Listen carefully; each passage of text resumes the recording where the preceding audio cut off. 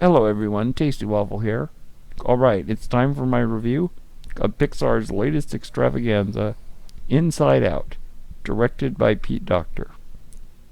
I would like to preface this by saying the reason it's taken me this long to review a movie that came out a week and a half ago is because it's one of those movies that I had to see again before I could really get into it, because it's a complex film and it is one of those films that I can't see it once and make a judgment on its artistry. I had to see it again. So here we go. Let's start with the plot. The plot is pretty straightforward. Riley Anderson, an 11-year-old girl, has moved with her family from Minnesota to San Francisco, and is the story of how she copes with that a move, and also how her 5 principal emotions deal with that situation. The emotions are joy, anger, disgust, fear, and sadness. And this is a really interesting story because we see the perspective of Riley, but we also see the perspective of her feelings, her emotions. I will say that the emotions are the centerpiece of this film. I did not find the human story with Riley and her family to be as interesting as the story of the emotions. But nonetheless, the plot here is very solid, and it's a complex film, but the basic idea is pretty simple, and it's very, very well executed. So I give the plot a 5 out of 5. The next category are the characters. The characters are simply amazing. This is a wonderful voice cast that they've assembled, and everyone feels their parts perfectly. These characters are fun and interesting. I did find that fear, anger, and disgust are not as used in the story as joy and sadness. This is really the story of joy and sadness. And as I mentioned, the humans are not particularly interesting, but are well performed. So therefore, considering all of this, I give the characters a 5 out of 5. The next category is the script. The script here is amazing. Pixar has been known over the years for its incredible scripts. Dialogue that just flows. I always call it ping pong dialogue, because it's like watching a game of ping pong. It just goes back and forth and back and forth.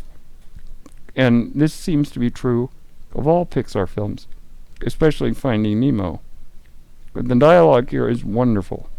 A very well written script, very well acted, very well put together. There are a couple of minor quibbles I have with some of the conveniences in the plot, maybe a couple of things that were not fully explained, but none of these are enough to take away from how brilliant this screenplay is.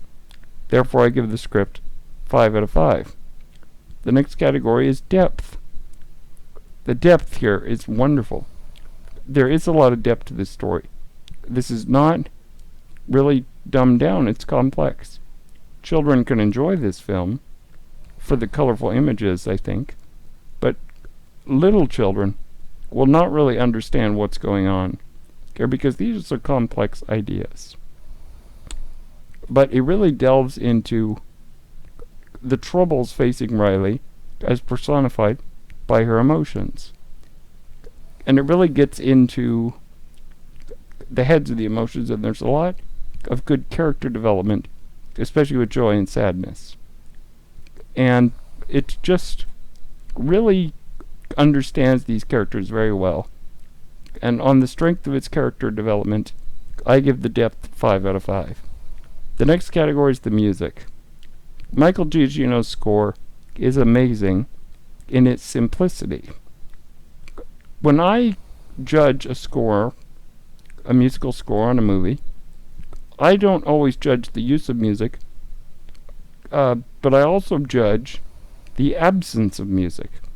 There are some great scenes in here where they decided not to use music to convey the emotion because the visuals were already telling us what we should feel. and that was very well done.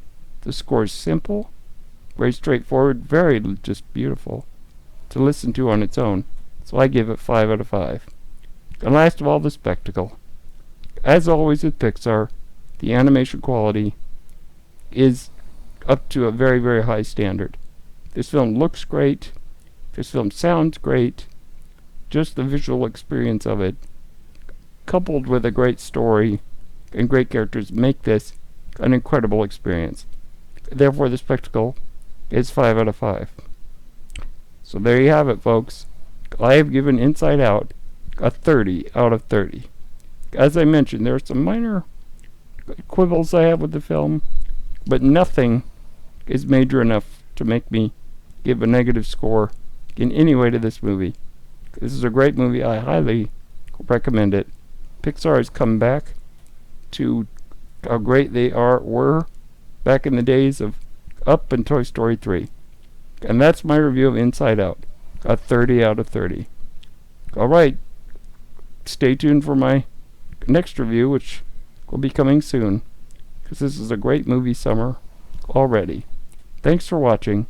Bye-bye.